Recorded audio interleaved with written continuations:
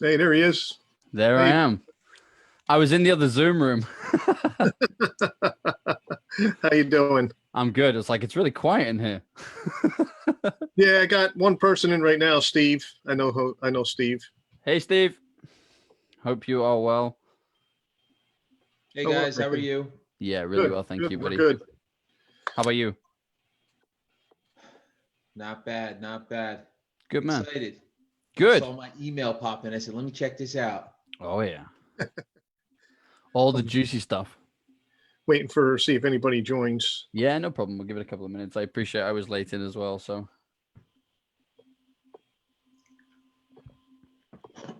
Chat about other things while you What's that? chat about other things while you wait. Yeah, right now I'm trying to make sure it's streaming on Facebook. it says live on Facebook in the top corner, if that helps. Yeah, I have no idea because I'm not. I usually don't look at it from my side, but Yeah, don't worry. I figure while we're waiting to see if anybody comes on. If not, we'll just have a powwow session. 100%. Yeah. Well, listen, I mean, I'm sure people will get the benefit from it on repeat anyway. Yeah. Stephen just gets it firsthand. Yeah. It's well, we met a couple of weeks ago. We did. So since then you started a TV show, or Yeah. So it was originally a podcast. I have service-based businesses, business service offerings. So real estate is my passion. That's the industry I grew up in. I'm a quantity surveyor by trade. And yeah, I kind of branched off into weird and wonderful things, sort of found myself in the world of tech and working on some pretty impressive, sort of innovative VR and AI projects and things, which was awesome. But until recently, if I'm honest, I think my resume probably didn't make much sense. There was just bits of everything. But I'd say recently it's kind of all come together. I've always enjoyed broadcasting as part of a way of kind of generating business and brand awareness for what I do. I've never been the cold call guy, and I don't understand marketing well enough by myself to go and kind of just implement those things. The thing that I knew how to do was to create an audience. I knew how to get people's attention. I knew how to get in front of people. And the best way to do that was by broadcasting, because instead of having one-on-one conversations, you could have one to thousands, and you could get your message across still in a personal way, but in a time that they wish to engage with that content. I mean, you'd be amazed how many people email you in the middle of the night because they've just finished listening to your podcast or whatever whilst they were finishing off their admin late at night and there was no one to talk to. So I guess the thing is about those kind of conversations is you can be really good at business development and lead generation. You can be great at those things, but they're one-on-one conversations. And once they're gone, they're gone. But broadcast and content lives forever. So the more of that stuff you have out there, the better things become. It's almost like building layer upon layer. So we originally started off with the podcast. I love that. Loads of reasons why I loved it. You get to meet some awesome people. I think from a sales perspective and a business owner's perspective, I got in front of people that otherwise wouldn't have talked to me. It's very hard when you work in marketing and you work in recruitment, which are the two businesses that I run, my service businesses. Most people don't want to talk to you about those two things. If I call a CEO of a company and say, hey, I want to have a chat to you about your recruitment, I mean, even I'm bored by that conversation. So they definitely don't want to have that conversation. yeah, Whereas if you call them and say, hey, look, I've got this podcast. It's going out to this audience. I've saw as a business you're doing this, this, and this. Could you spare 30, 60 minutes sometime so we could record some content together? We'll share it out and give some publicity to what you're doing. And I'd love to hear your insight. 9 times out of 10, you're getting a call back or you're getting put through to the top guy or girl. It works phenomenally well and it works every time. Plus, when you're growing an audience, one of the most common questions people ask when it comes to kind of publicizing content and all that kind of juicy stuff is, well, how do you grow an audience? And there's loads of ways of doing it. So this might not be the answer for you. This is just the answer that worked for me. What worked for me was reciprocal marketing. So linking with people who would have a benefit from my audience, as small or as large as that was, that I would also have a benefit to theirs, but we didn't clash. We didn't offer conflicting services or conflicting resources.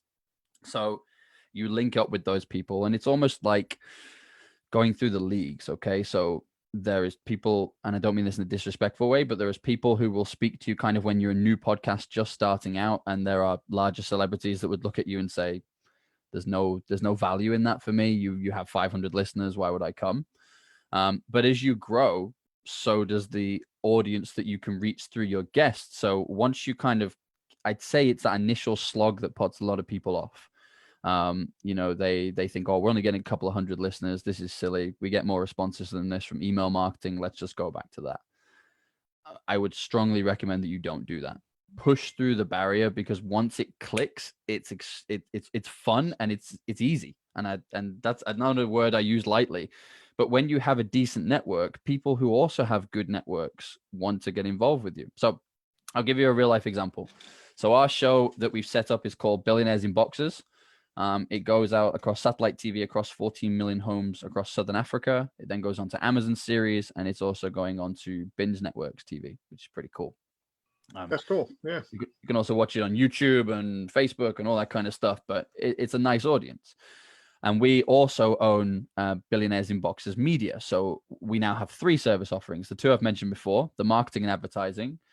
We offer the recruitment retain solution, and we also have a broadcast solution, which is to help businesses and content providers get themselves out there and introduce themselves to a new audience.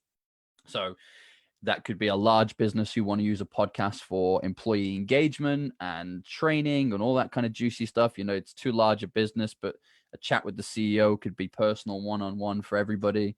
There's some huge benefits in that. I have primarily used it for sales and lead generation and brand awareness. So it's phenomenal for all that kind of stuff. So we help people do that. And what I've been really surprised with is YouTubers who have kind of 2-3 million subscribers on their accounts are now coming to us saying, can we create content exclusively for your channel? Because we'll get paid for what we're doing there. We'll be able to bring our traffic with us to the TV channel, and then they'll stick around and watch other content. And likewise, we can use your audience across Southern Africa and globally that we may not necessarily have, introduce them to our content and direct them towards our YouTube channel. So we're all winning. And then that's the joy of reciprocal marketing, is that everybody's getting a slice of the pie and everybody's benefiting from it. So it sounds like what you're saying is, it doesn't matter where you're at. No. And even if you're just starting out, you're going to get, and it doesn't matter what business you're in, whenever you're starting out, you're going to get the experienced people that are like, it's not for me. And it's like, that's understood. But for people who else is starting out, it gives them the opportunity to look at what you're doing and learn from what you're doing and grow.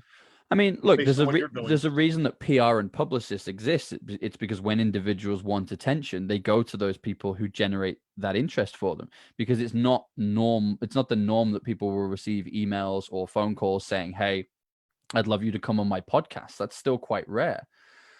So whilst you will get a lot of people that do say no to you, you'll get a lot of people that say yes. And I think you'll probably surprise yourself with the people that do say yes. I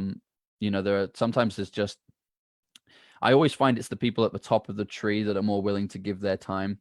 If you kind of get someone at mid-management or sort of the low level sort of senior board members, they're rushed off their feet. They're working 15, 16-hour days. They don't have time for podcasts. Whereas the CEO, who actually is sat there thinking about public perception and who knows about them and who knows about the good deeds that they're doing, and are they doing enough with their marketing to spread who they are, not just what they do. And the podcast is the perfect place for that, because it's not a sales pitch. It's I don't want you to sell to me. I want you to talk to me. I want to learn from you. I want to understand who you are and what you do and how you've got there, so that other people can be inspired by that. Yeah, exactly. That's what most people look for, is how did you get there? What did you do to get there? 100%. How'd you build your network to grow into that position and that business to grow? Just a brief, to let people know where you're at right now, like located physically, because we didn't get there. Yes. I am currently in the UK. I'm just outside Liverpool. So I have a lot of blood in this soil. I'm currently doing my genealogy family tree, and so far we've got 4 centuries of Liverpool in my bloodline. So, yeah, I'm pretty sure I'm Scouse. So your business is all in Liverpool. And No, you're doing, not at no? all. So I'm actually the only person for my business based in the UK. Okay. We talk about global networking, and I've been doing that for 10 years, sort of remote working, and it allows me to, I say it allows me to hire the best people in the world, not the best people within an hour's drive of my office. It also allows me to, without trying to sound very coy about it, play around in different currencies. So there are certain countries where I can get the best of the best for the same price that I would pay for somebody average here in the UK. So it's a win-win, and you know, they're loving the fact that they're earning pounds and dollars in whatever currency they're in. So quite a few of my business partners are in South Africa. The rand is, I think, about 23 rand to the pound at the moment. So pretty poor. It's getting worse because of a lockdown and everything, unfortunately. Yeah. But you know, some people in South Africa are looking at their current economy and are thinking, my money's not going to go very far, because obviously the salaries don't go up when prices do. That's not how inflation works. But the people earning pounds and dollars, they're loving it. You know, long may this continue as far as they're concerned. So, you know, the aim behind the network, because it'll give you an idea of how we all work together, was Billionaires in Boxes. We want to become the world's largest global entrepreneur broadcast network. So the idea is that we want to bring the best mentors, the best mindsets, the best coaches from all around the world, people with proven actionable advice, not the fake sheikhs and these gurus that are out there selling these courses. And actually they make all their money by selling you the course on how to do it. They don't actually do it themselves anymore. None of that. You know, these are experts at the top of their game globally who are coming to share best practice. I often joke and say we should have called the network What I Wish I Knew, because I hear advice, and the amount of times I think I wish I knew that 10 years ago when I lost 30 grand on that deal. Yeah, it's always that way, right? But you know what, the mistakes we made are what's got us to where we are. So I feel really blessed. I mean, every day I love what I do. I work with amazing companies. We get to be very picky about the clients that we work with now, which I love. We bring our clients in on our show because we show behind the scenes working, how we work together, so they get broadcast globally as well and get message for what they're doing. So it's just a huge win-win situation. But it took a lot of graft to get here, which is why I kind of like doing things like this, because my attitude is, if I can do it, anybody can do it. You know, I didn't have anything special. I just did it. I just got on with it. And I almost got to the point with the podcast where I didn't care if anybody was listening. I was enjoying talking to the person that I was talking to. So if nobody else was listening, then sucks to them. Yeah. But it turns out people were listening, because I think within 6 to 7 months, we'd gone from a handful of 100 listeners to minimum of 10,000 within the first 24 hours. That kind of then grew from there. We got offered a radio show in Southern Africa, which then grew into a TV show, which then later grew into, in essence, we had these ideas. The channel owners came to us and said, okay, we want to create content. What are your thoughts? I'd previously grown and sold 2 sports broadcasting networks, online networks previously, using the exact same method I'm teaching you here in terms of reciprocal marketing. Start building up, find people to come on, leverage the audience, scratch each other's backs, and it grows very quickly, very, very quickly. And I sort of grew and sold those 2 networks that way. So I know the channel owners were sort of saying, well, look, we have these 2, especially at the moment, we have these 2 live broadcast studios, right? And they're based in Zambia. So point number 1, they can't go to the studio to record because they're in lockdown. Point number 2, their internet isn't strong enough at home to allow them to broadcast from home. So right now you have 2 channels showing repeat content that still have advertisers and sponsors paying money that are going, where's the content? So we started off with, well, let's us do a show. We'll jump on and do that. So we have a show 3 times a week, which is called Billionaires in Boxes TV. And it's exactly what I've just talked about. It's interviewing experts from all around the world in different fields, picking their brains. You know, we dig into who they are. We have a session which is called Zoom In, which is a closer look at their industry, so they can kind of tell us what they do and how they do it. And then my favorite section of the show is called Brainstorming, and it's just 15 minutes of us firing questions at them so that we can work out the inside of their head and say, okay, so let's pretend that me, the co-host, and you are all going into business together. What's the next 5 steps? What do we do? What do we do after this meeting? And it's great. it's actionable advice that people can either be inspired by and take a spin off and do what they need to do with, or just do that. I mean, I'm a big believer in momentum. You take those 5 steps that we've talked about on the show that's most relevant to you, or shows that are most relevant to you, you're already further ahead than the people that haven't even started yet. Yeah. And these people you talk to, they're all different industries. They're not a specific single industry, right? So Not you're at getting all. input from people from across the board from Yep. different industries and perspectives, Yep. which is a benefit because you could take anything they're saying from any industry and apply it to what you're doing. Well, I'll give you a great example of that. We recorded 2 on the same day about a week or so ago. The first one was a guy who I'll give you a direction to his stuff later because he's really good. He owns a radio and podcast hosting network, and he also hosts a free matchmaker site where people can meet guests for their podcast. Another very easy tool.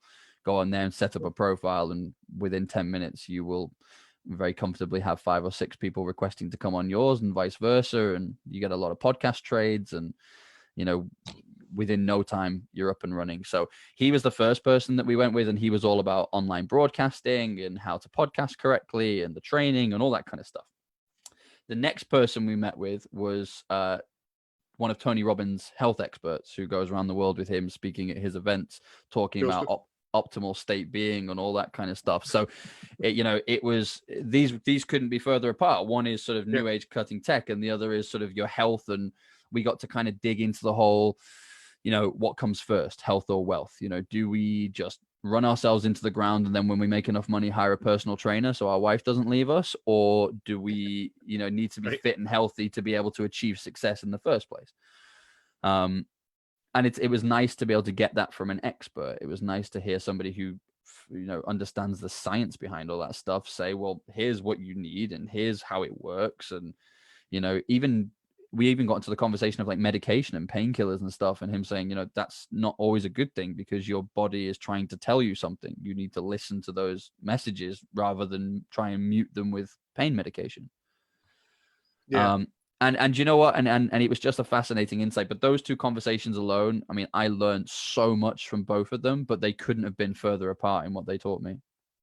Yeah, that's the benefit of doing it, that you're meeting these people from different industries and learning from everybody, basically. It's a lot of people think, well, this is the industry I'm in and this is what I should focus on and just talk to people in this industry, from the top down or just from the top to the middle and leave the bottom guy alone. Mm-hmm. But in reality, you can learn a lot more from other industries and experts in those industries just by what they're telling you, Well, you'd also be surprised on how quickly these things pick up. So often people think, oh, I'll wait till someone else is doing it and then I'll do it. I really don't like that approach, if I'm honest. My attitude has always been, don't reinvent the wheel, but also don't be afraid to look at what's happening in other industries and try and learn lessons from them as well. Because if you can bring the best of different industries together and bring it to your sector, it's a real game changer. I'll give you an example. So when I first set up my first recruitment podcast, it was probably about 5 or 6 years ago, something like that. There was 10 in the UK, 10 recruitment podcasts at that time. There are 27,000 on iTunes right now. Yeah. Because everybody's now realized that it's a great way of talking to people. It's a great way of doing this. Hey, he's got the CEO of that company that we've been cold calling for 6 months and never got a call back from. How did he get hold of him? Oh, he invited him on a podcast. Well, we need a podcast, and that was where it came from. And it just happens overnight like that. I mean, look at real estate, right? Real estate is a great example. Okay. Especially sort of the brokerage stage and for real estate agents. For a long time, it was the methodology of people by people. And I still firmly believe that, people by people. But in my opinion, the real estate sector globally was pretty afraid of technology. It was almost seen as like it could try and replace some of our jobs, or, I don't want some machine coming in and doing this. Nobody's going to want to do all of this stuff online. I mean, do you remember that? No one's going to want to book a house viewing online. Yeah. Well, look how that worked out. Happen. But then all of this stuff kind of comes together and you realize that actually technology, prop tech, real estate tech, whatever you want to call it, there's a lot of nonsense out there. So there's a lot of developers who are developing stuff just for the sake of it, in my opinion. But there are also some real golden nuggets out there that when plugged into your business, they actually complement what you do because they allow you to be able to focus on the bits that you're best at.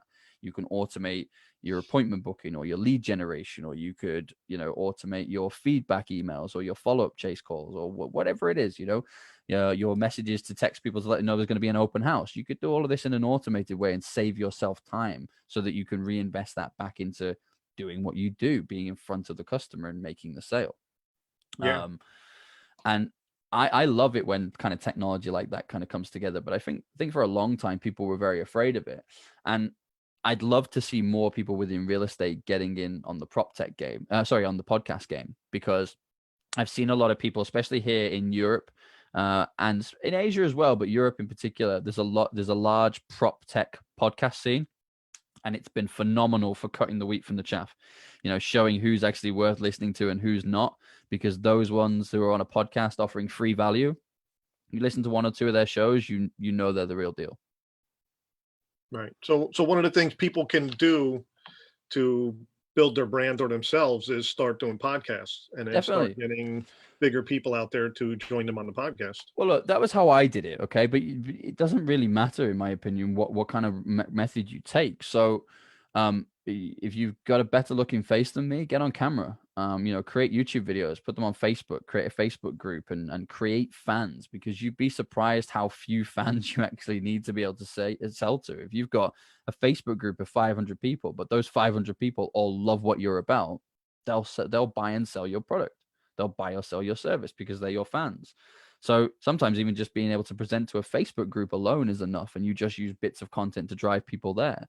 You don't want to do a podcast, you don't want to get on camera, do a blog. It's not as effective, but do a blog and you could still do interviews with people, and you could try and get those CEOs.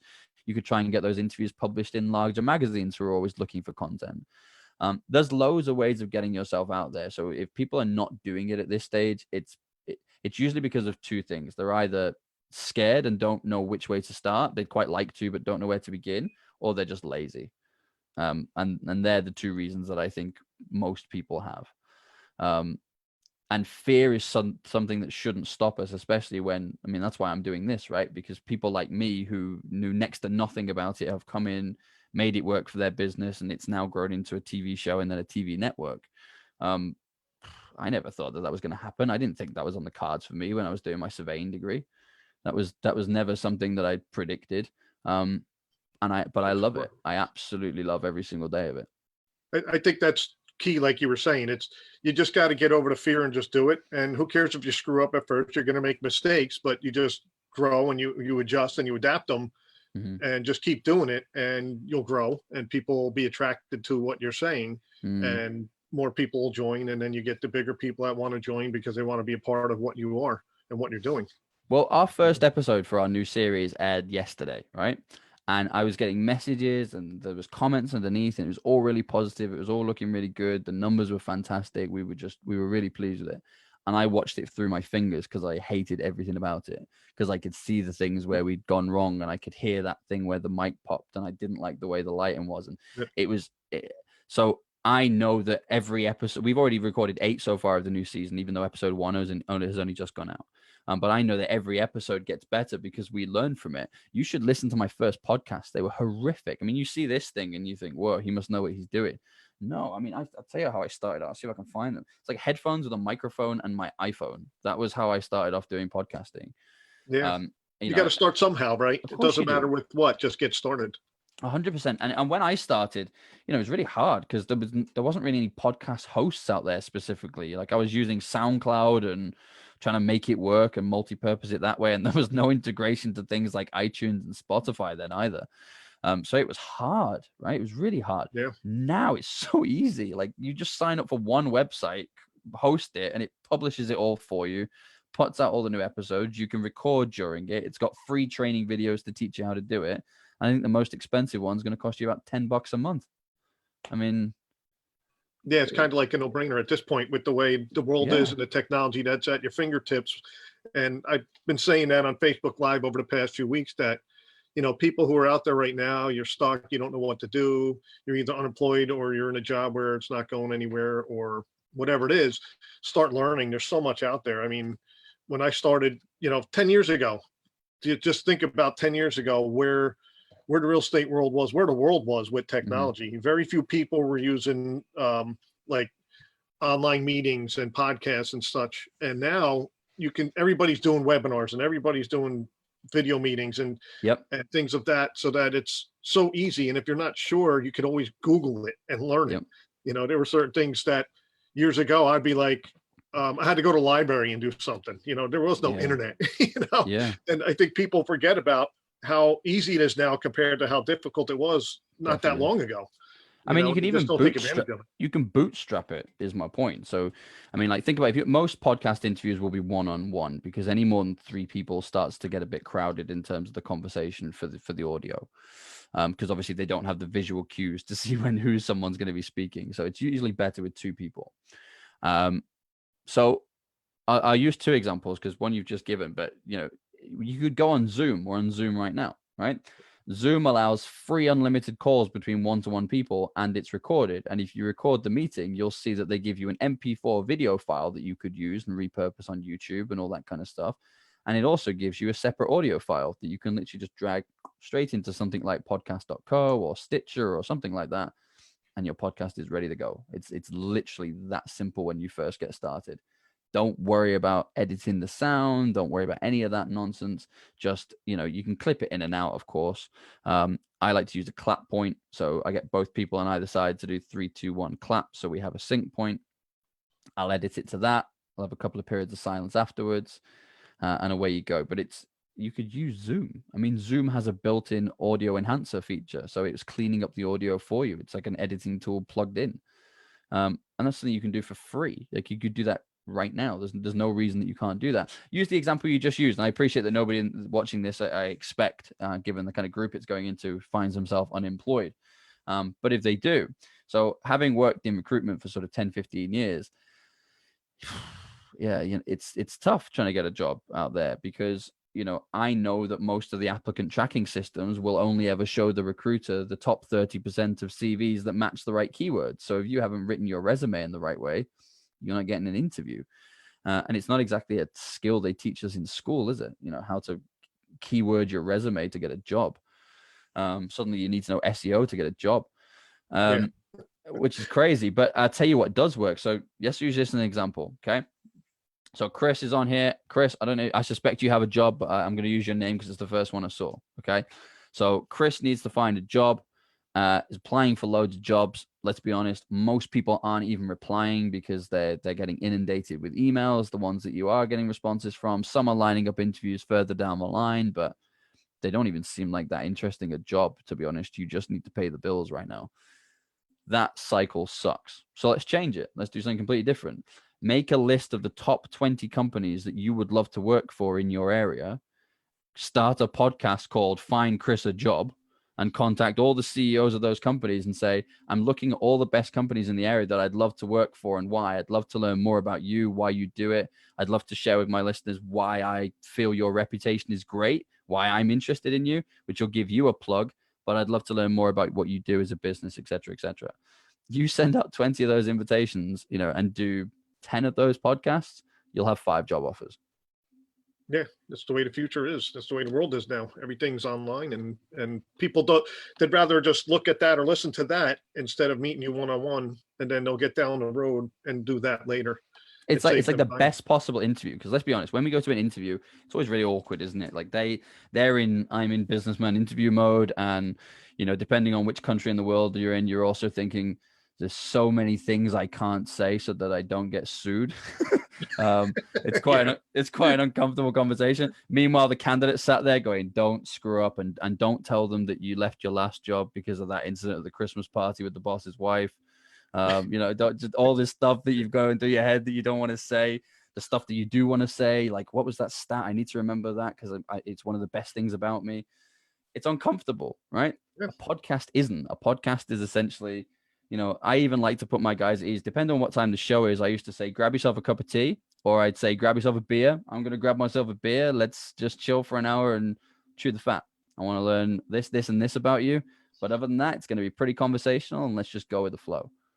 And most people like that. In fact, most people resonate with that really well.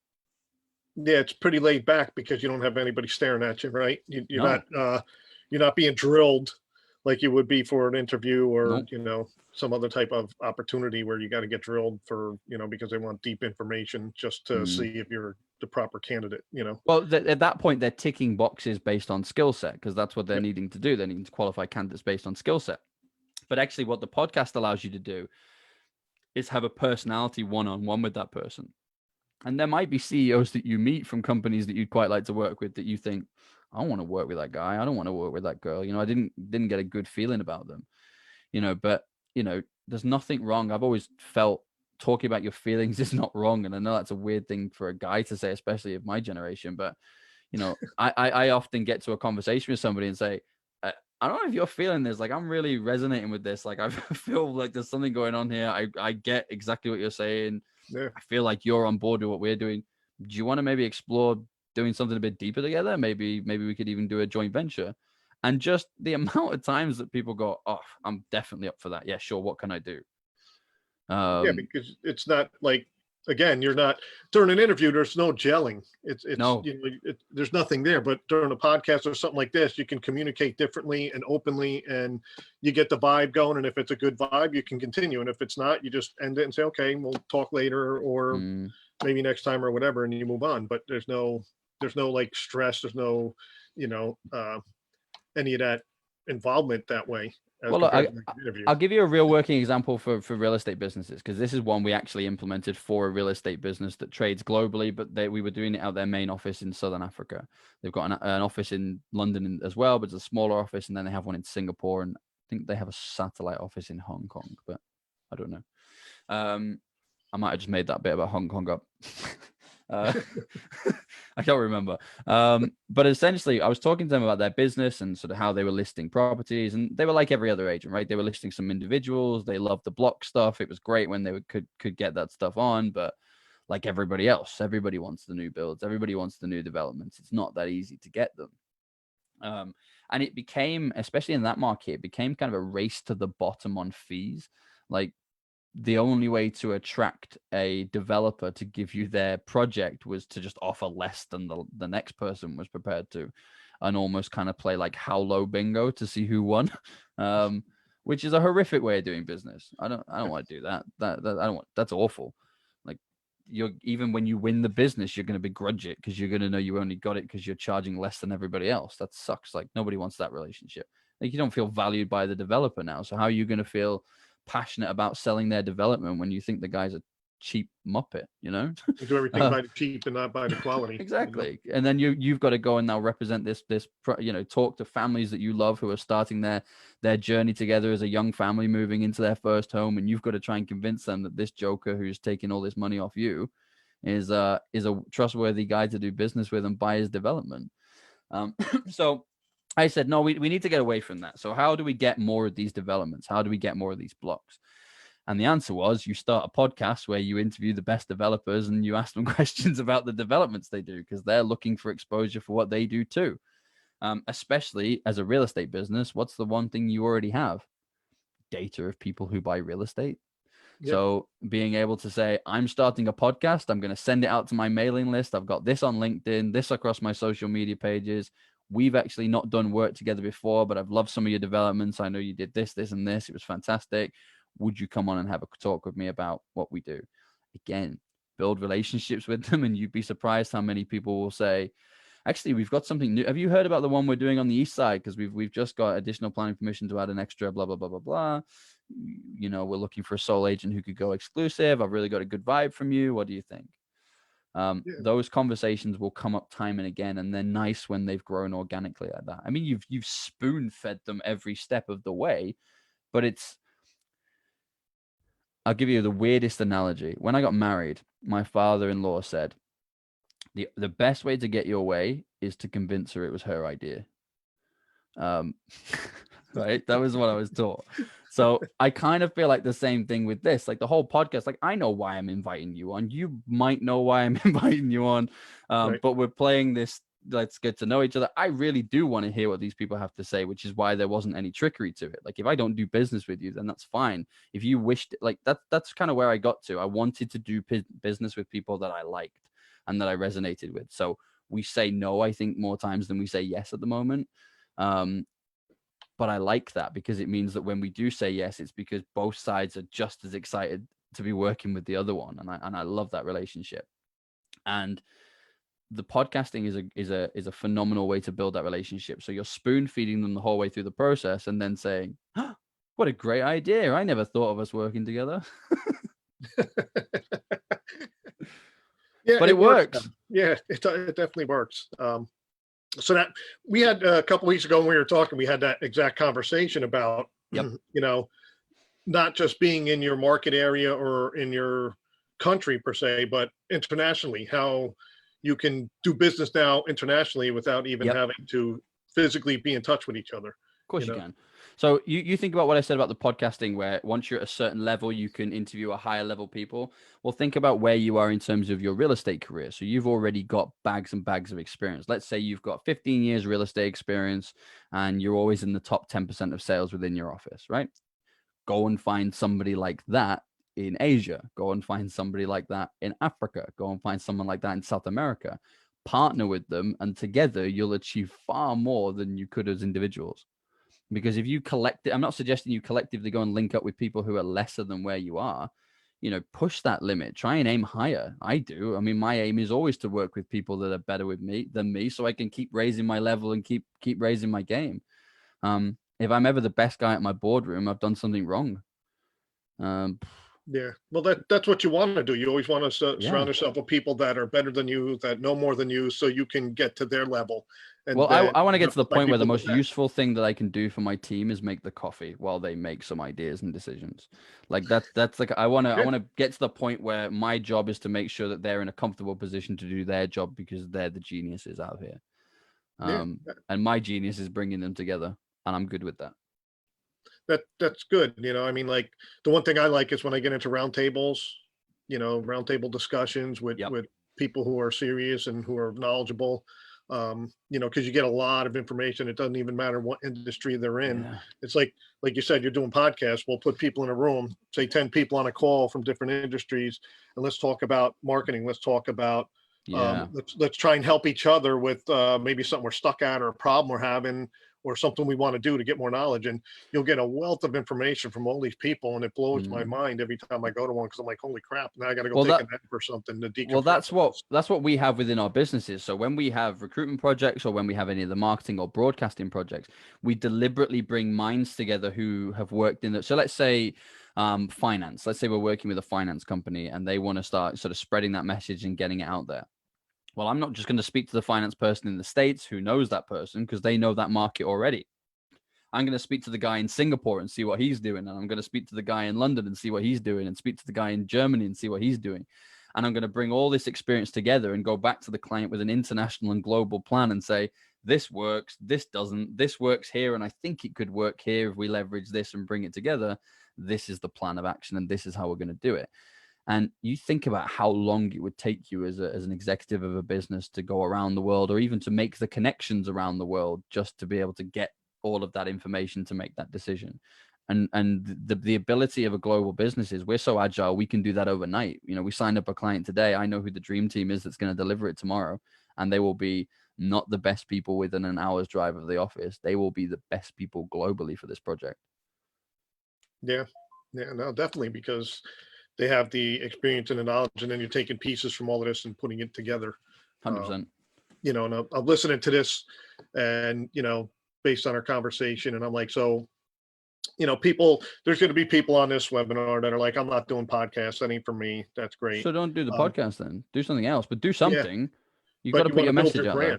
You know, you want to be like, you know, people are always asking, like, how can I get there? Why am I not getting this? Why am I not achieving that? And these people are all having success doing it. And if you look at what they're doing, a lot of them are doing podcasts, a lot of them are doing webinars, a lot of them are doing meetings. And that's how you meet people, because you build relationships with other people. Mm-hmm. You know, well, I've gone from doing the work and having a podcast to drive sales towards the work to the podcast, then the TV station becoming my main day-to-day focus, whilst I manage other people who deliver the work actually better than I could, to be perfectly honest. But that all grew out of that. Now, it doesn't even have to be, that doesn't have to be your life. You don't have to do that, right? But I want you to produce some sort of content. So I'll give you a great bit of advice, because you just talked about branding. So there's a website called alsoasked.com. So also ASKED.com. And what it essentially does is Google, when it first started, was a search engine, right? It would match keywords. But 70% of Google users now ask Google questions. So matching keywords isn't helpful because it's just going to show you loads of other people asking the same question as you. Google now needs to be able to rank answers. So you may remember that sort of about 12 to 18 months ago, quite a few websites started to get that up and down arrow behind people's answers when they put stuff online. That wasn't a coincidence. That was because Google was starting to grade who was worth listening to and who wasn't, and which answers to put out there. So what alsoasked.com does is it allows you to search for key phrases or search terms. It allows you to break it down in terms of language and location and all that kind of juicy stuff. And it will show you a flow chart of the most commonly asked questions based on your search term. So I would start there because realistically, once you zoom out, that final list will probably give you about 30 there or thereabouts, 30 of these questions. You've got content for years on there, haven't you? Let's be honest. But one way that I would definitely say, you want to build your brand, you want to be seen as an authority, create short videos answering those questions, just 2 to 3 minute long videos with you could even use PowerPoint, just have like a logo and the question written on it and then your answer. And it can be that straight. Get it on your website, get it pinned on your LinkedIn, get it put on your social media pages. Google will recognize that it's there. Get it on YouTube. Google will see it's there and it will pick it up. And when people start to search for those questions, which you know now know are the most commonly searched questions, your answers are there. Because also, we all use Google. I'm sure we do. How high up do you see videos? Video is like the form of media at the moment. It's what Google looks for first. So if there are going to be videos specifically answering the most commonly asked questions, Google will push them hard because that's exactly what they're trying to do. They're trying to drive video content. So you should do a Facebook Live or maybe a short YouTube video. I would do, if it was me, I would do a short YouTube video or even do a short Facebook Live, record the thing, stick it on YouTube, pin it to your LinkedIn, stick it on your website, make sure it's loaded so the backlinks are there. If you don't know how to do that, you can pay someone on Fiverr how to do it for like $20 and the whole thing will be done for you. There's no excuse for this. There really isn't. It's so simple to do and it's so effective. I mean, many people will sit and tell you, like, look at Gary Vaynerchuk, right? I love the guy, but he's all about create content. Well, what kind of content? Who for? Where's it going? There's not really any meat on the bones. It's all just kind of like create content, which is great, but what for? So look at it. Also asked, well, I've just given you about a year's worth of content, because if you just search for everything that you have to do with, whether it's apartments in Lower Manhattan, whether it's, oh, I'd love to be getting more listings on that estate because it's worth more. So what are people asking about that estate, and answer questions about that location? The options are limitless, but you've just got to do it. And again, Zoom, you can record unlimited time with Zoom. There's nothing to stop you going on a Zoom call, just you, and answering these questions one after the other. Short gap, next one. Short gap, next one. Short gap, next one. Stick it into iMovie, something like that. Slice it up. If you don't want to do it yourself, again, pay someone $10 to do it for you.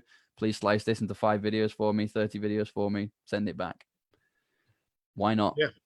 This will take you half an hour a day, and it will boost your SEO, boost your backlinks, boost your traffic. You'll be starting to see as the credible expert that people should listen to, all for the sheer fact that you've taken a step that most people are too lazy to take. Yeah. So short videos are key. And, because I know when you do long videos, people tend to drift off after a while.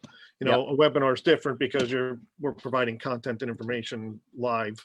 But videos, do quick videos, answer the questions, or just give an explanation of what you're talking about to people. Kind of what I've been trying to do is do these short, Facebook Live videos, just to give people information, give inspiration, guidance on what they're trying to do, maybe where they need to go, how they can be helped. And I love that, because I think there's so many people out there that it's actually all just doom and gloom. We talk a lot about on our network about hope. There's enough news channels out there talking about the death figures and unemployment rates. We need to focus on what people do have, not what they don't have.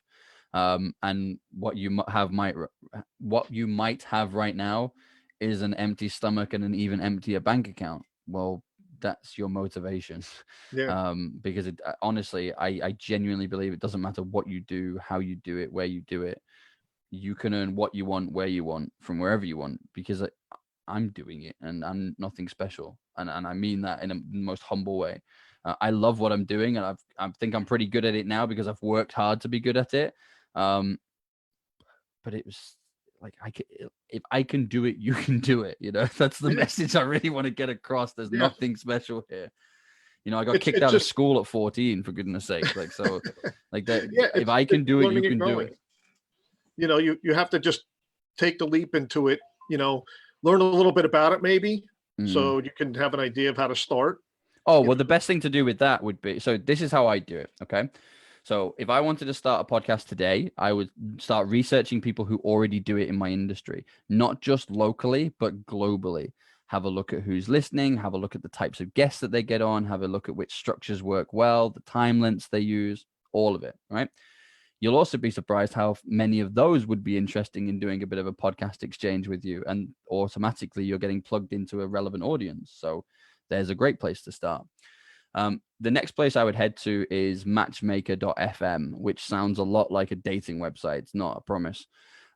It's a podcasting exchange network where you can create a profile both as a show and as an individual, and you can get invited onto different shows. But what it has is lists of guests looking for shows and lists of shows looking for guests. So go and have a look at who already has shows. Go and have a look at whose audience might benefit from something that you have, and just drop them a quick message. I mean, it's like a Facebook thing. Click send message. It's got a templated message that it'll send for you if you want. If not, you just type in a couple of lines. Hey, listen, I noticed that you do X, Y, and Z. I've been doing this. Sorry, X, Y, and Z. I've been doing this for a while now. I think we could really kind of help each other to grow our networks. It'd be something great, and we could create a great piece of content out of it. What do you think? Go and get yourself guesting on a few other people's podcasts so you can see how it works. I'd say do at least 4 or 5 guest podcasts before you start your own, because you've then had a decent flavor of what to expect and what's out there. Plus, it's giving you time to build up content and connections in terms of some of those people will come on your show. They'll recommend people who can come on your show. Never be afraid to ask podcasters for introductions, because we've all had to do the same thing. We've all been in the same boat looking for content. And actually, as a group of people globally, we're very willing to say, actually, yeah, I've got like 4 people who did shows with me that would be great for you. Let me make an email introduction. Let me create a WhatsApp group. And that was one of the things I was going to say too, was, I've been sitting here and like everybody else, quarantine, sitting at home, whatever you want to call it. And I've been communicating with people online through social media, mostly LinkedIn. And that's how we connected. I connected with a colleague of yours, and then he just linked us together. And, we had a conversation a couple weeks ago. Yep.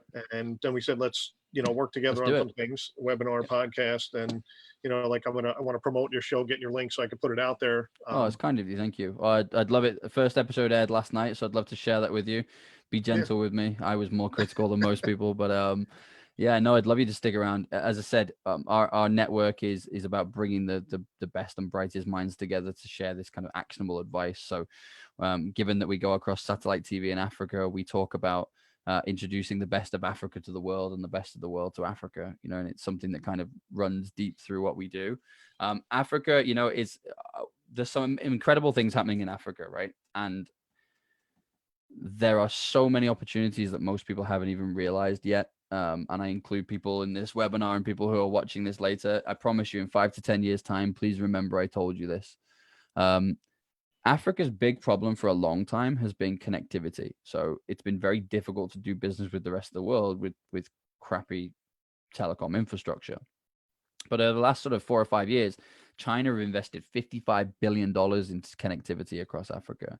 You had villages that 5 years ago were completely off grid, and now they have 60 meg fiber optic lines. It's a completely different world now. And life in Africa, I didn't grow up in Africa. My wife is South African, but I've done a lot of business and traveled a lot across South Africa and across Africa as a whole. you have to be a worker. You have to work hard. It's not an easy place to make a living. There's no handouts, there's no support. It's you, and you got to make it fly. You got a family to provide for. That's on you. And people have to work very hard as a result. So I'm already seeing some incredible innovation come out of Africa in terms of things like fintech and things, because they've found a way of doing business that now works. When you plug it in digitally, it just becomes incredibly enhanced, and the things that are going to come out of Africa are going to be phenomenal. It's already recognized as the next emerging market, with good reason. And you're perfectly positioned. Everybody here is perfectly positioned. I mean, I'm assuming you're all in the States. US culture is huge across Africa, and obviously there's the whole link back to Africa in terms of the African Americans, who many of them can't trace their roots effectively and fully back to Africa, but are still sort of passionate about the culture there. So the cultural exchange and the knowledge learning and the sharing of wealth and business ideas and innovation between Africa and the States should be free flowing. It should be something that can, and you're on pretty similar time zones, and as much as it's not like Australia where they have to be on the other side of the world to talk to them. You can talk to somebody in the morning, it's your afternoon kind of thing, or the other way around, I would imagine. I think they're like 12 hours. I think it's the other way around. Yeah. But you get what I'm saying. I mean, time zones do my head in. That's the worst part of my job is when someone says, I'm going to call you at 3, and then the phone starts ringing at 1, and you're like, what is going on? Who's that? Oh, I forgot different times. Setting up the meeting with you. I'm clicking at my time zone. It pops up 10 o'clock, and I'm like, wait, reschedule. I'm like, oh wait, that was his time zone. Yeah, exactly.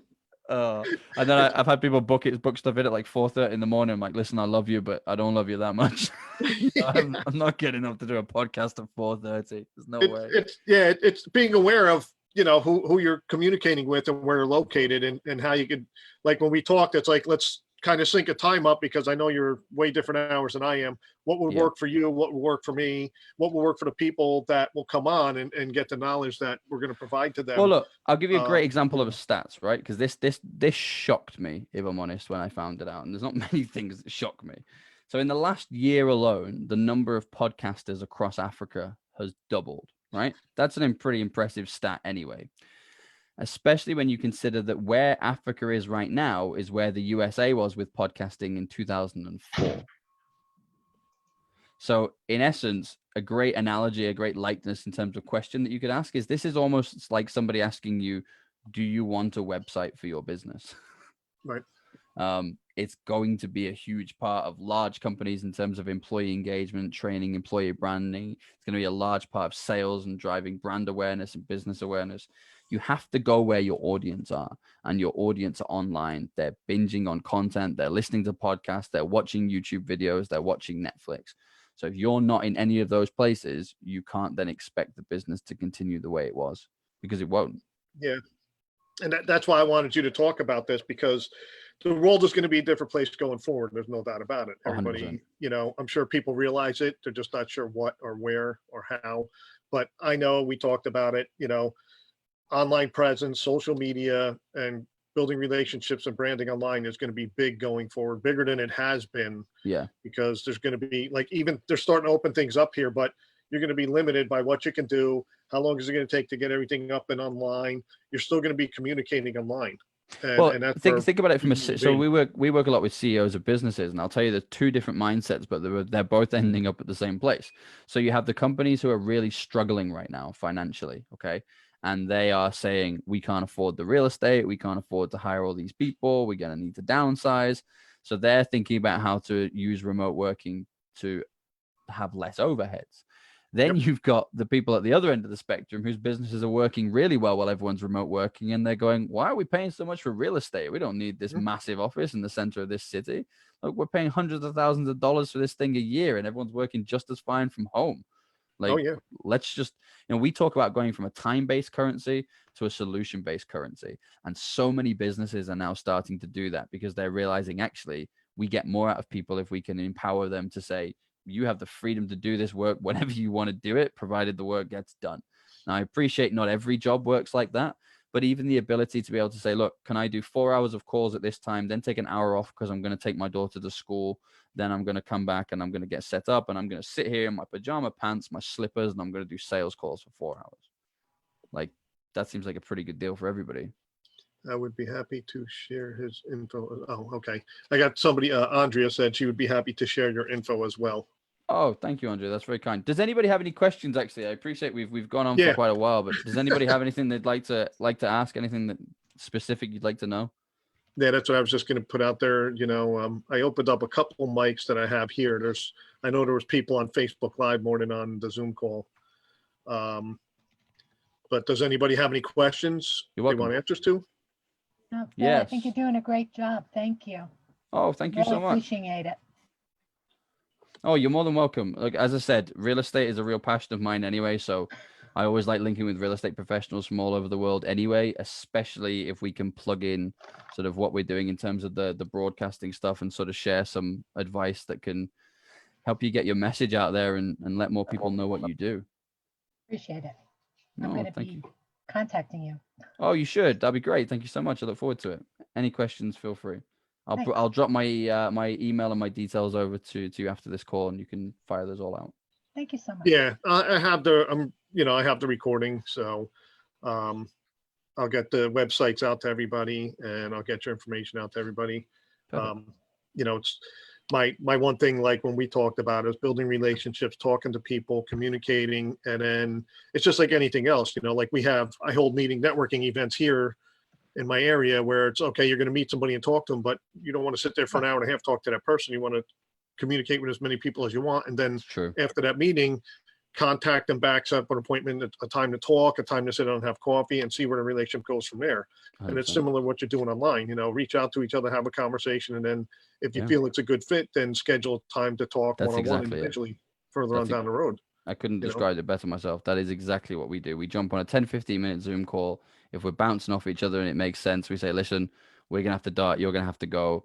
Let's book something in over the next couple of days because we're feeling this. And then there's a couple of emails exchanged back and forth. And then and by the time you get on that call, it's all down to business. It's all about the fun stuff. And that's great because there's no touchy feely. You both know why you're there. You're there to explore how you're going to work together. And it's a great thing though, because you could work like we were talking. Hey, it's a big world. We don't have to isolate ourselves to like my town or my county or my state. No, not at all. So I've never liked that because I didn't grow up in the sort of best environment. I didn't have a home growing up. So one of the things I say about everybody that works in my team is I want everybody that works with me to have at least one home. It's a passion that kind of drives everything we do. And it's just sort of something that kind of sits deep. But I knew that the only way I was going to get out of where I was and go overseas and see the world was to work my way around. Hello? It was to work my way, across the world, earning money and all that kind of stuff. And I met my wife in South Africa. We've now been married for, she's going to kill me, 7 years, almost 8 years. We've got 2 children. And, that wouldn't have happened if I hadn't have started working with other people internationally. And the only way I was able to do that was by building relationships with people like this. It was building relationships globally. And, I'm a huge fan of, if the economy is not doing well where you are, then don't work where you are. it's not hard. Switch it up. You just change it. It's not difficult. You're not a tree. You can either physically move or, look at this. How many places are we talking from right now? There's at least 2 countries going on right here. And it's, I love, how cool is that? 10 years ago, this would have been a couple of $100 phone bill. Oh yeah, because the technology wasn't there. It was, but only businesses could afford it because it was so expensive. Exactly. Whereas now, look at us. Here we are. We can just jump on these calls. Most of them are free of charge. They're incredible quality. You get to see the whites of somebody's eyes and see them face to face. And I prefer it to the phone personally. If someone often calls me, I say, "Hey, do you want to jump on a Zoom? Do you want to jump on a WebEx? I want to see you. Like if it's in my hand, I might as well put it there and talk to you."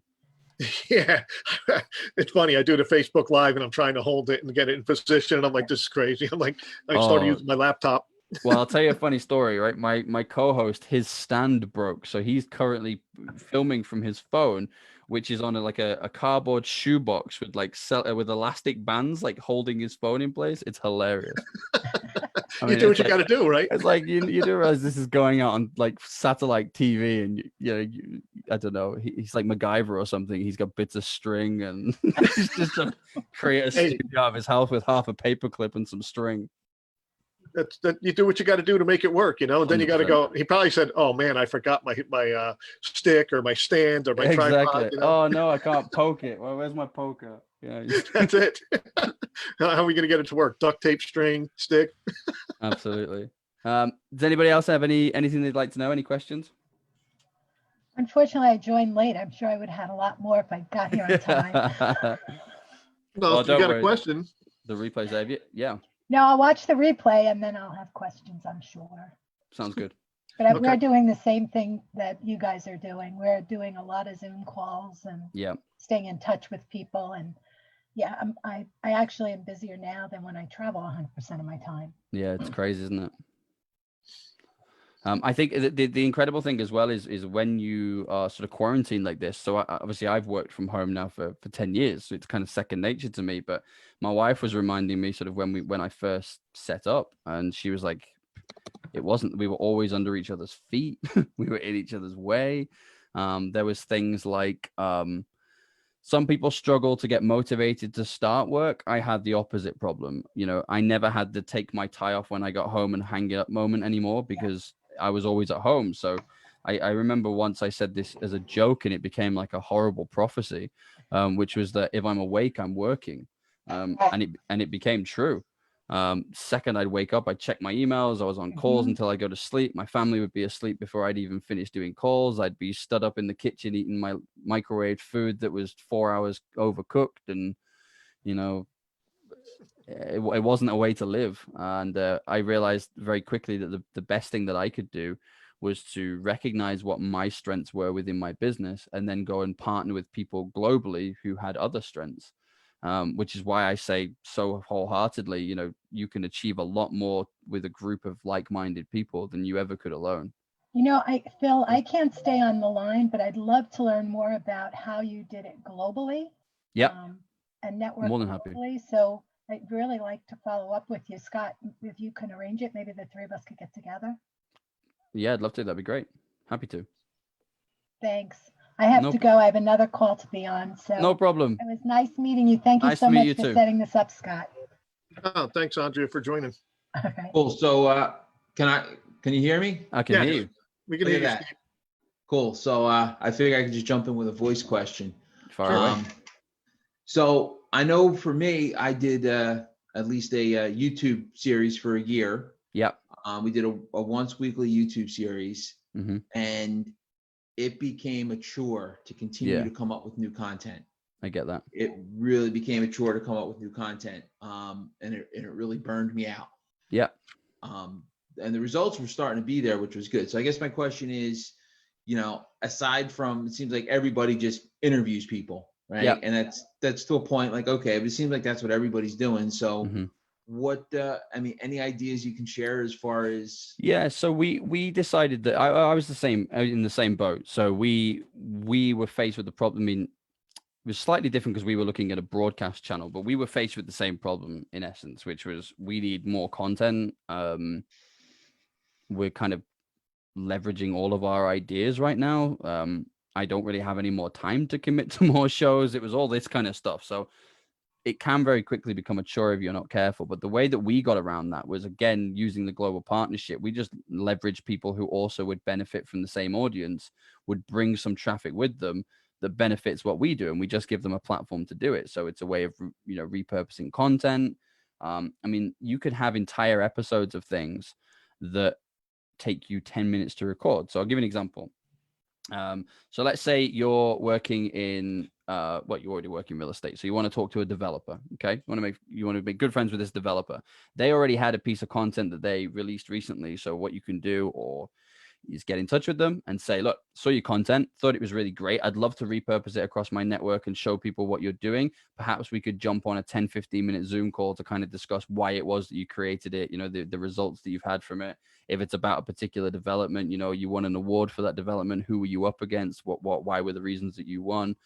All that kind of stuff, and get them to do that. And then you've got their content plus the 10-minute interview.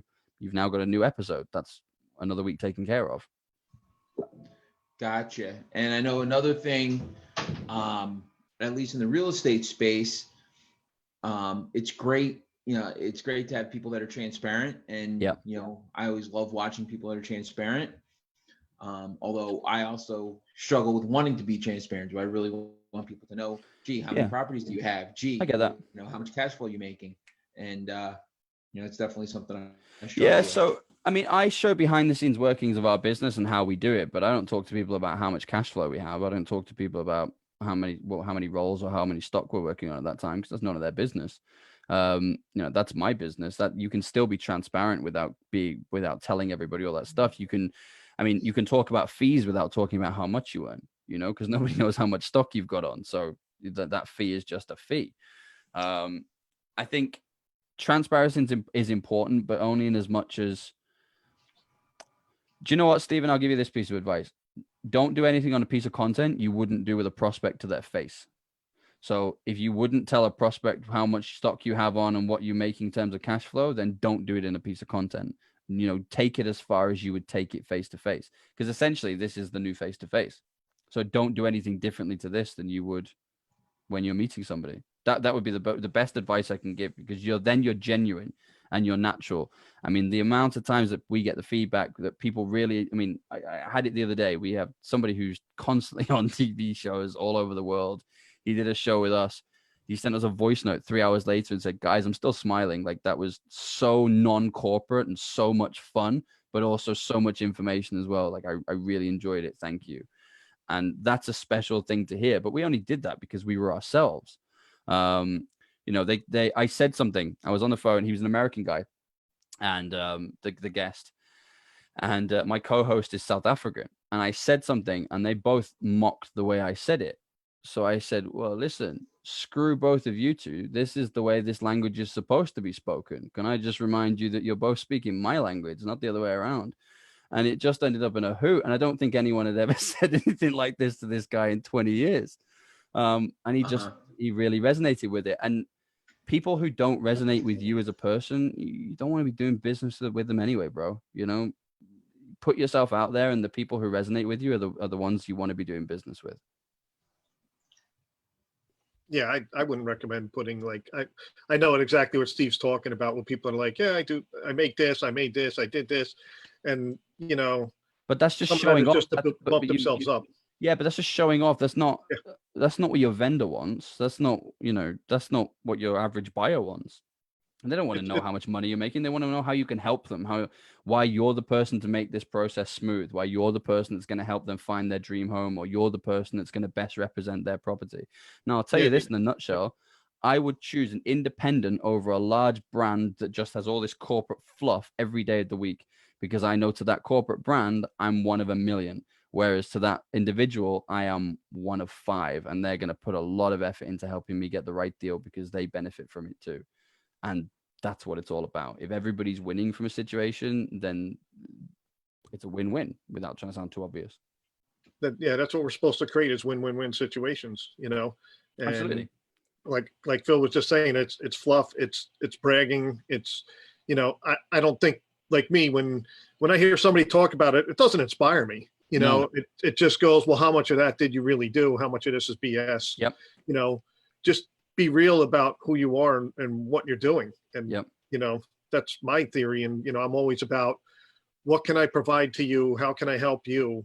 And then I go from there. And like with this webinar, me and Phil could probably talk about everything that's so great and glorious in our life, but we're here to give content to people, not brag about ourselves, give examples, but try to give people information and guidance on what they need to do to grow and build their brand and their business. Well, for the record, that's how I now judge requests. So I probably get to see about 10 requests, but I think we probably get about 20 to 30 podcast requests a day, sort of radio requests for different bits and pieces. The barometer that I judge everything by is whether or not it's adding value. I don't want to go on a show just to go and talk about myself. That's kind of boring, or talk about where I got to. I get that some people might like that or whatever, but I much prefer to say, never mind the inspirational story. Here's the actionable steps. Like, here's how I actually did it. Here's the stuff that I did, and here's what you can replicate.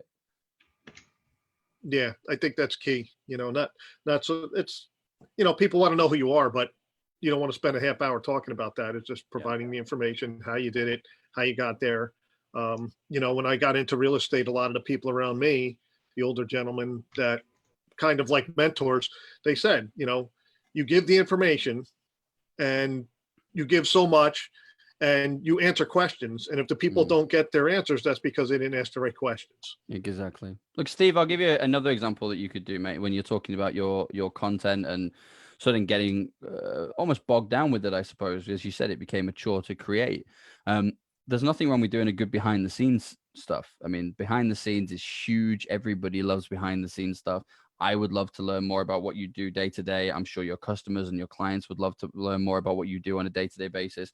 And what a great way to publicize yourself and show how hard you work for people, because I'm sure you do work hard. So, I'm a multi-purpose content kind of guy. So when we record a show, it goes out as a show, it goes out as clips, it goes out as a podcast, it goes out as audio bites, it goes out everywhere, right? Because each piece of content is going to be worth at least 4 or 5 things to me. It's as simple as that.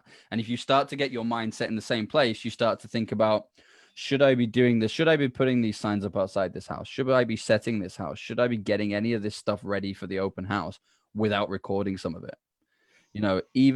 And it's so easy to do this stuff. So imagine this, right? You turn up to your phone and you say, we've got an open house. It's a gorgeous house. I'm going to take you for a quick walk around. And then I'm going to set the property because I've got an open house in 3 hours and I want you to see the difference. And then put the camera on the mantelpiece and just go about your normal thing. When you get it back into editing, you fast forward all of that so people can see you running around like a crazy thing, getting the house ready. And you see a before and after shot. You've got a piece of content from doing something you were going to have to do anyway. Right. That's funny. Why not? Just it's right yeah. It's simple things that people don't think about. That's why I'm laughing. I'm like, man, it's so simple to do something like that. You could even, I always think about how you can take those things further. Get one of those stepometer things to see how many steps you do in each open house. And then at the end of every month, do a compilation of you just running around like a crazy thing with the miles clocking up or the kilometers clocking up to show how far you run for your clients. Right. So you can even turn it into a strap line, So we ran 500 kilometers further than any other agent last month for your home, Yeah, well, you know what? People are going to look at that and be like, man, that guy, look at it. Yeah. You're going to stand out because nobody's doing that, And it's so easy to do. You've already got a cell phone, just record. Yeah.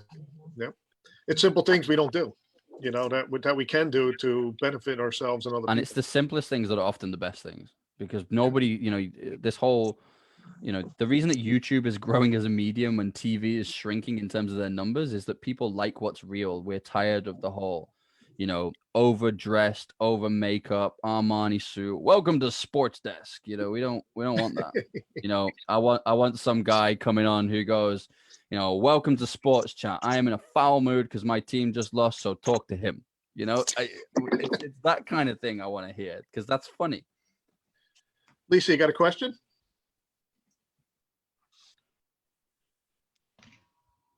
No. Okay. Does anybody else have any questions? Anything they'd like to know? I know my wife just jumped on. She's muted. She's probably checking where you are. Mine does that from time to time. Just pop on a live chat. She was, I guess, monitoring the Facebook side maybe because cool. She came down and said we got people on Facebook.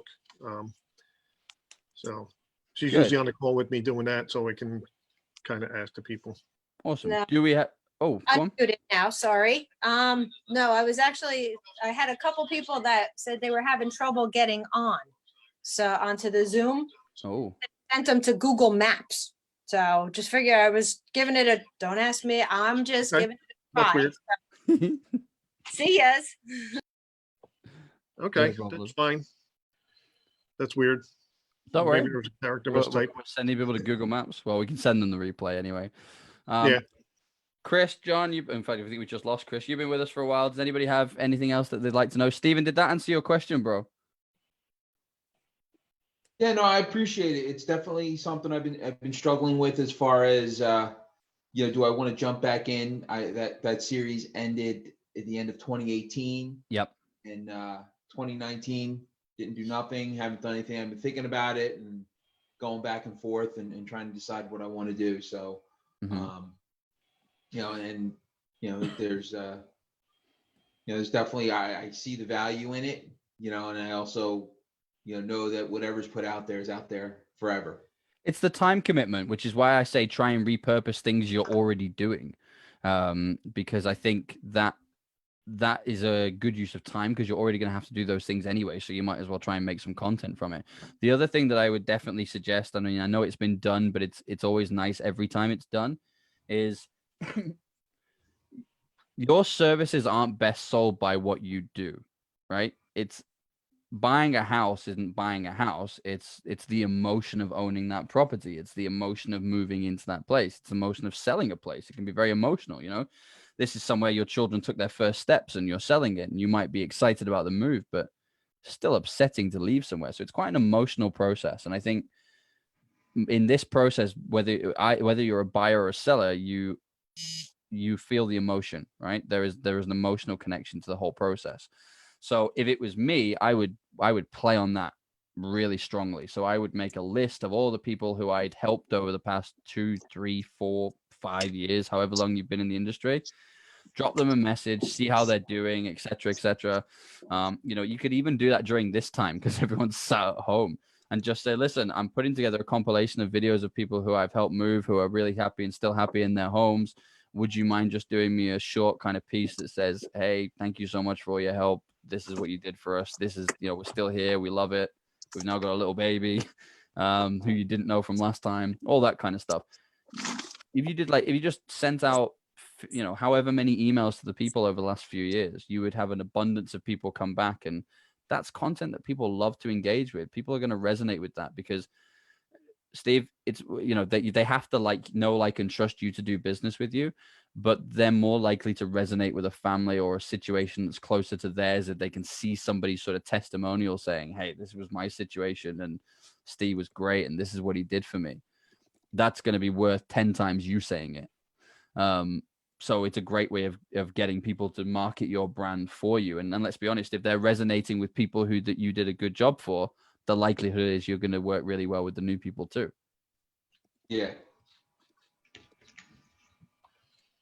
Yeah, I was just typing a response to Lisa. She can reach out to me or my wife directly because she was interested in not sure where to get started in real estate.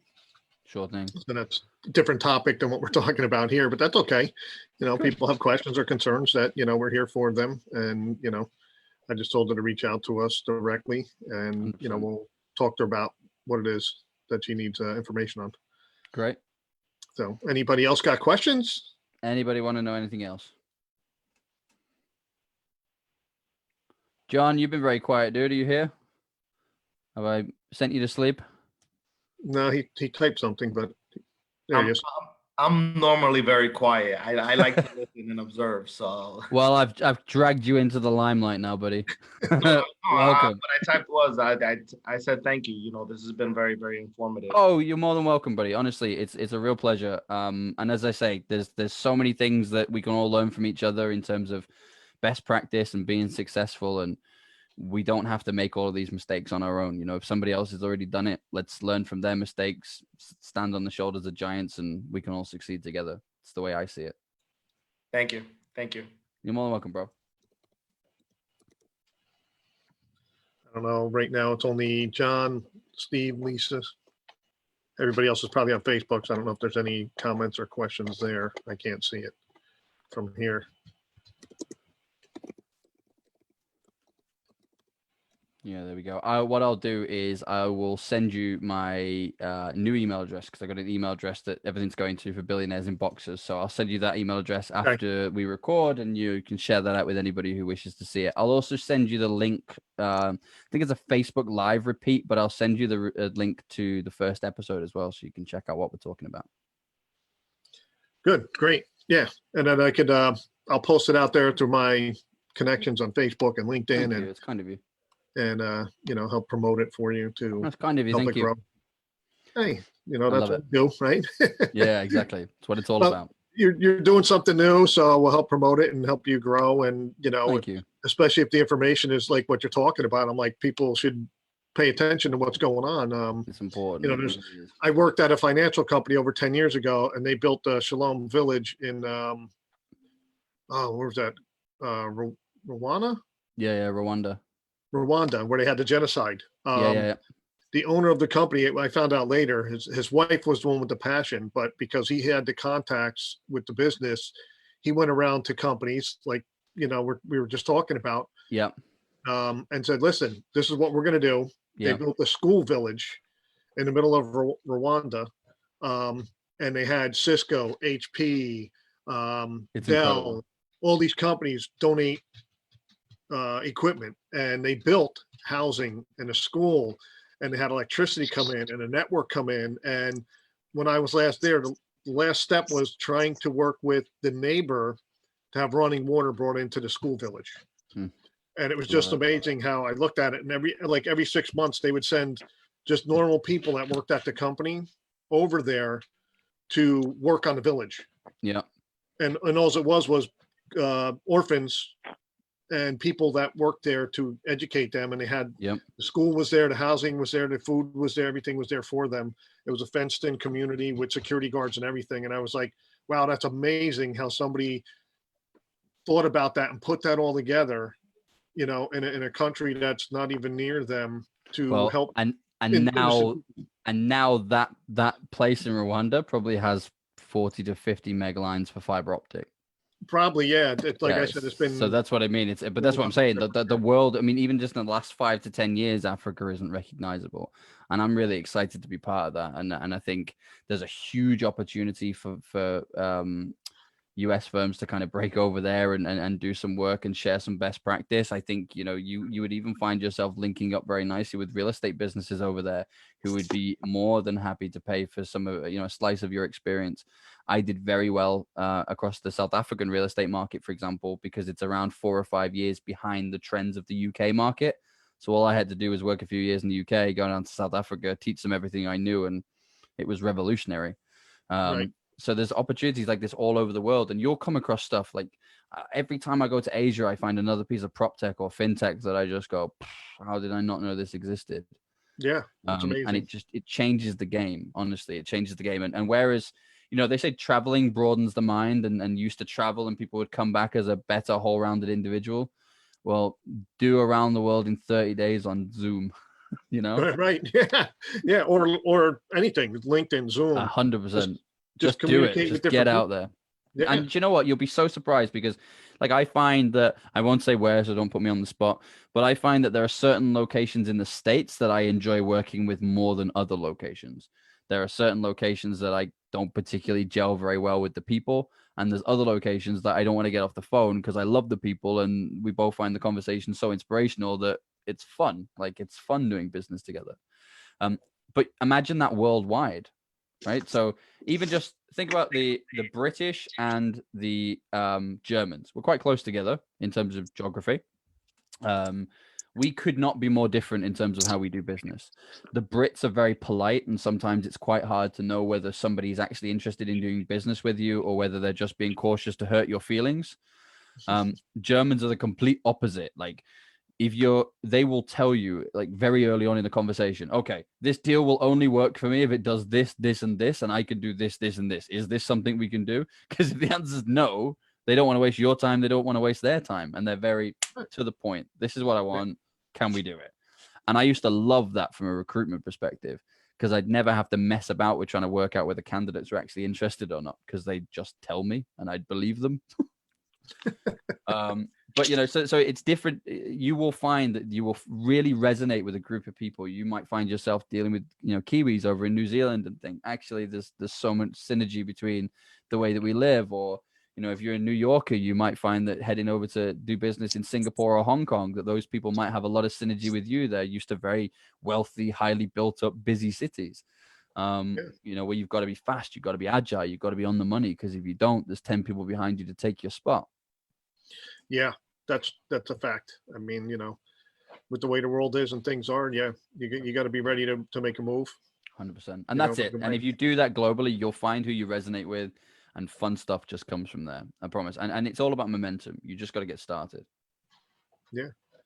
So I don't know if anybody else has any questions. I know John and Steve are here, so I think we're good with that part. Good man.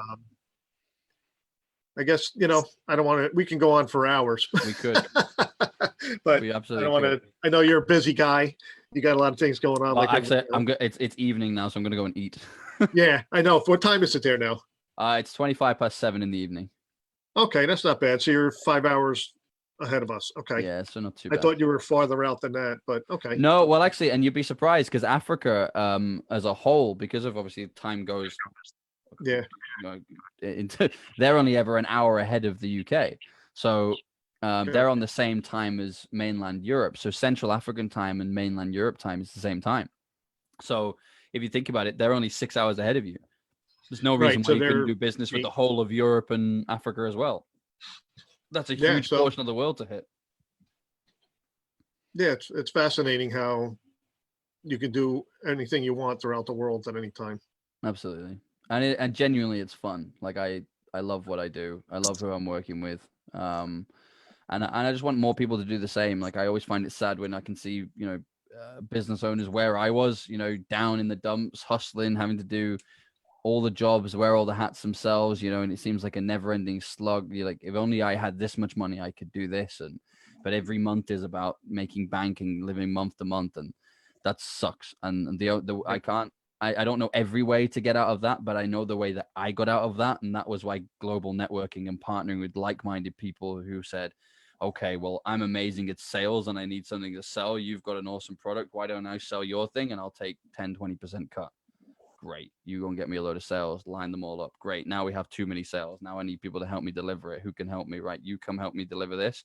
You get X slice of the pie, and away we go. And that's how the business was built. At last count, there was 36 of us, but we've been on a big recruitment drive, so I really don't know.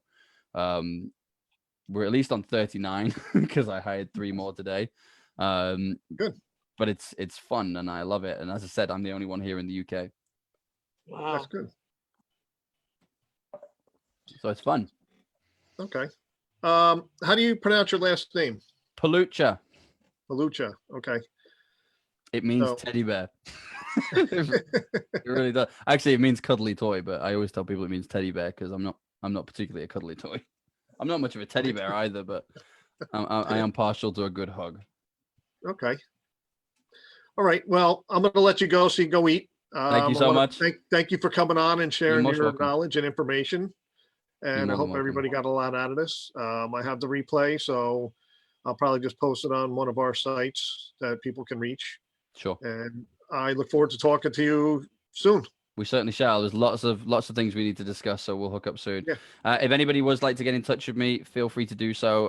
I am literally the only Phil Palucha in the world, so Google me and you'll find all my social media pages and LinkedIn pages and all that kind of stuff. But as we said, I'll send you across my details as well, so you can fire those out. Okay, that sounds great, Phil. Thanks. I appreciate it. You have a great rest of your night. Thank you so much. You too. Thank you, everybody. Thank you. Take care, everybody, and I'll send out the link to everything.